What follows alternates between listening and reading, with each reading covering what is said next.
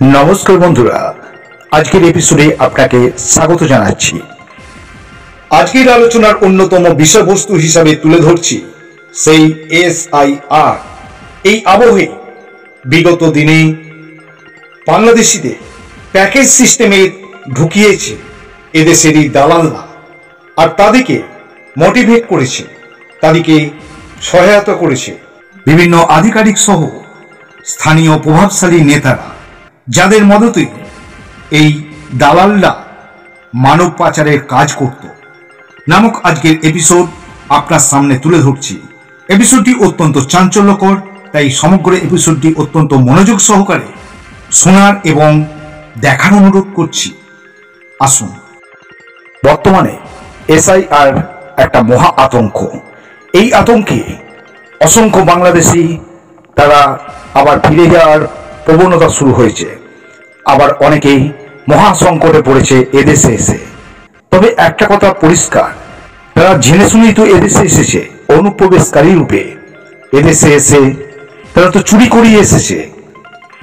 তাদের মনে ফন্দি একের পর এক ছিল, নিজের দেশ থেকে অপর দেশে এসে সেখানে তারা বিভিন্ন সুযোগ সুবিধা নিয়ে সেই দেশে স্থায়ীভাবে বসবাস করা, সেই দেশের ভূমি, সে দেশের চাকরি বাকরি, সে দেশের সুযোগ সুবিধা সমস্ত কিছুই গ্রহণ করা, এটাই ছিল তাদের মূল উদ্দেশ্য। আর সে দেশের জনগণ চুলোয় যাক, তার জায়গা আমরা নেব, এটাই তো ছিল তাদের মূল উদ্দেশ্য।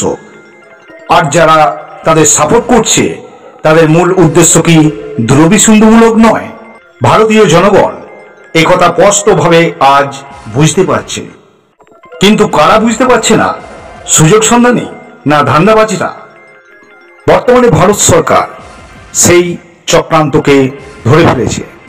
পশ্চিমবঙ্গের বিভিন্ন মাতব্বর যারা এটাকে প্রশ্রয় দিয়ে আধার কার্ড, ভোটার কার্ড সহ বিভিন্ন প্রশাসনিক সুবিধা পাইয়ে দিয়ে তাদেরকে স্থায়ীভাবে বসবাস করে দিয়েছে এবং ভোট ব্যাংককে বাড়িয়েছে।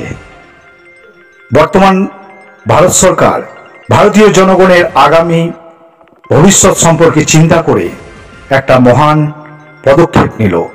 যে পদক্ষেপ 2002 সালেও নিয়েছিল এসআইআর, সেই পদক্ষেপ 2025 সালে নভেম্বর মাস থেকেই কার্যকর করলো এসআইআর গণনা। নতুন ভাবে, নতুন আঙ্গিকে, অত্যন্ত সচেতন হয়ে, আর তাতেই ফেঁসে গেল বহু বিদেশি হিন্দু এবং মুসলিমের দল, যারা ভারতীয় বিভিন্ন সুযোগ সুবিধা নিয়ে ভারতীয় ভূমিতে নিজের ভূমি হিসেবে ভাসিয়ে দিতে চেয়েছিল। বর্তমান বিভিন্ন প্রশাসনিক দল তারা এর তীব্র বিরোধিতা করছে নিজেদের স্বার্থসিদ্ধির জন্য, কারণ তারা তো নিজেদের ভোট ব্যাংককে আরো বাড়িয়ে তুলতে চায়। এখন আমরা আমাদের মূল এপিসোডে ফিরে যাই। আমরা এখন দেখব প্যাকেজ সিস্টেমে কিভাবে বাংলাদেশিরা এদেশে এসেছে, এদেশে স্থায়ীভাবে বসবাসের বিভিন্ন কাগজপত্র বানিয়েছে। সুদূর সীমান্তবর্তী জলপথ হয়ে উঠেছিল বাংলাদেশি অনুপ্রবেশদের অন্যতম করিডর।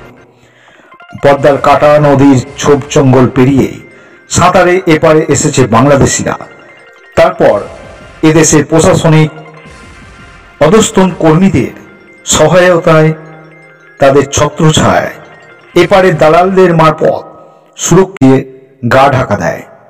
সুরক্ষিত ডেরা থেকে তাদের পৌঁছে দেওয়া হয় বা পৌঁছে দেওয়া হতো বিভিন্ন বাড়িতে। দালালরাই ঠিক করে দিত স্থানীয় কার বাড়িতে গিয়ে বাংলাদেশিরা উঠবে।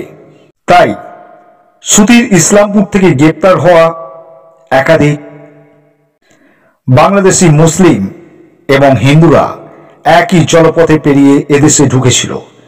পুলিশ কখনো কখনো তাদের গ্রেপ্তার করে এবং নিজেদের হেফাজতে নিয়ে গিয়েছে। বেশ কিছু তথ্যও পেয়েছে সীমান্তবর্তী গ্রামে আর কোথাও বাংলাদেশি লুকিয়ে থাকছে, তাদের কাছে সমস্ত কিছু হিসাবপত্র ছিল।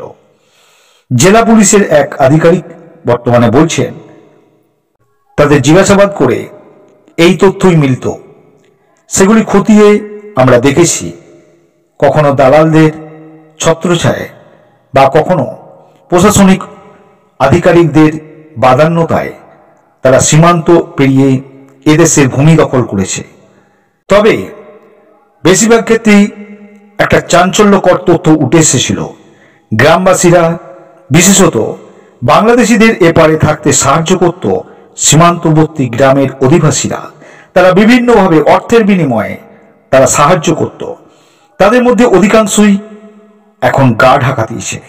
সূত্রের মারফত খবর, এপারে দালালদের মারফত প্যাকেজ সিস্টেমে ঢোকানো হতো বাংলাদেশি বাসিন্দাদের। একজন বাংলাদেশি ঢোকাতে নেওয়া হতো প্রায় 20 থেকে 30,000 টাকা। এই টাকা ভাগ করা হয় কয়েকজনের মধ্যে। বেশ কয়েক মাস আগে শাসক দলের একাধিক নেতাদের যোগ সাজেশ পেয়েছিল গোয়েন্দারা। তারা জানতে পেরেছে স্থানীয় প্রভাবশালী নেতাদের মাধ্যমে বা তাদের নেতাদের মদতে বাংলাদেশি পিছু 1000-5 টাকা করে ওই নেতার নাম করে সরিয়ে রাখত দালালরা। তারপর তার অঙ্গুলি হেলনে চলত গোটা অনুপ্রবেশের চক্র। জলপথ পার হয়ে সুতির, লক্ষ্মীপুর, নূরপুর, ইসলামপুর দিয়ে ঢুকত বাংলাদেশিরা। সেখানেই একজনের বাড়িতে ডেরা বানিয়ে রাখা হতো তাদের। যাদের বাড়িতে রাখা হতো তাদের মোটা টাকাও দেয়া হতো প্রতি মাসে। গ্রামবাসীরা সব জেনেও ভয়ে চুপ করে থাকত। তবে সম্প্রতি বর্তমান আবহের পরিপ্রেক্ষিতে আইএসআই সূত্রে একাধিক বাংলাদেশি গ্রেপ্তার হওয়ার পর দালালরা এলাকা ছেড়ে চম্পট দিয়েছে। স্বস্তি মিলেছে গ্রামবাসীদের। যেসব গ্রামবাসীরা এইসব বাংলাদেশিদের সাহায্য করত তাদের পুলিশ খুঁজছে। ইসলামপুরের এক বাসিন্দা বলছেন, এখন তো কারো বাড়িতে আত্মীয় হলেই সন্দেহ হয়, মনে হয় ওপার বাংলা থেকে এসেছে। চোখ কান খোলা রাখছি। পুলিশ নজরদারি বাড়িয়েছে। আমরাও কিছু খবর পেলে পুলিশকে জানাচ্ছি। জেলা পরিষদের সভাপতি তথা সুতির বাসিন্দা রুবিয়া সুলতানাও তিনি বলছেন, অনুপ্রবেশের মতো ঘটনা অত্যন্ত দুঃখজনক। প্রায় বাংলাদেশিদের গ্রেপ্তার করা হচ্ছে বলে খবর পাচ্ছি। পুলিশ ও প্রশাসন বিষয়টি যথেষ্ট গুরুত্ব দিচ্ছে। তবে সীমান্ত রক্ষার দায়িত্ব বিএসএফদের। তাদের ভূমিকা নিয়ে যথেষ্ট প্রশ্ন থাকছিল। কি করে সীমান্ত পেরিয়ে ওপার থেকে এপারে মানুষ ঢুকছে সেটা তাদের দেখা উচিত ছিল। কিন্তু বর্তমান আবহের পরিপ্রেক্ষিতে একথাই স্পষ্ট হচ্ছে, বিভিন্ন দলীয় নেতৃত্ব, বিভিন্ন প্রশাসকদের মদতে, প্রশাসকদের পৃষ্ঠপোষকতায় এইসব দালাল শ্রেণী গজিয়ে উঠেছিল সীমান্তবর্তী গ্রামগুলিতে। তারা পদ্মা পার করে এদেশে এনেছে মোটা টাকার বিনিময়ে, আর এখন তারা গা ঢাকা দিতে চাইছে। কিন্তু এখন প্রশ্ন হলো, এই যে সমস্ত বাংলাদেশিরা বা ভারতীয়রা ভারতবর্ষে এসে বিশেষত বাংলাকে কেন্দ্র করে তারা অনুপ্রবেশ করে গোটা ভারতবর্ষে ছেয়ে গেছে, ছাপিয়ে গেছে, এর জন্য প্রকৃত দায়ী কে? দেশের প্রশাসন নয় না দেশের ওই সমস্ত দালালরা? কাদের পৃষ্ঠপোষকতায়, কাদের ভরসায় এইরকম একটা মহান চক্র চলত? আপনার বাড়িতে একজন বাইরের এলে আশ্রয় পায় কার নেতৃত্বে? আপনার গার্জেনের নেতৃত্বে। অতএব এখন তো প্রশ্ন ওঠে, এর জন্য প্রকৃত দায়ী কে? আর দায়ী যখন রাস্তায় নেমে তাদেরকে বাঁচাতে এগিয়ে আসে, তখন তাদের মুখোশটা খুলে যায় জনসাধারণের কাছে। হ্যাঁ বন্ধুরা, আজকে এমন চাঞ্চল্যকর প্রতিবেদন আপনার সামনে তুলে ধরলাম। প্রতিবেদনটি ভালো লাগলে অবশ্যই প্রতিদিনের মতনই লাইক, শেয়ার, কমেন্টের পাশাপাশি আমাদের আইকনিক বাংলা চ্যানেলটিকে সাবস্ক্রাইব করে রাখুন। আমাদের আবার দেখা হচ্ছে পরবর্তী একটি নতুন এপিসোড নিয়ে। ততক্ষণ সঙ্গে থাকুন। ধন্যবাদ।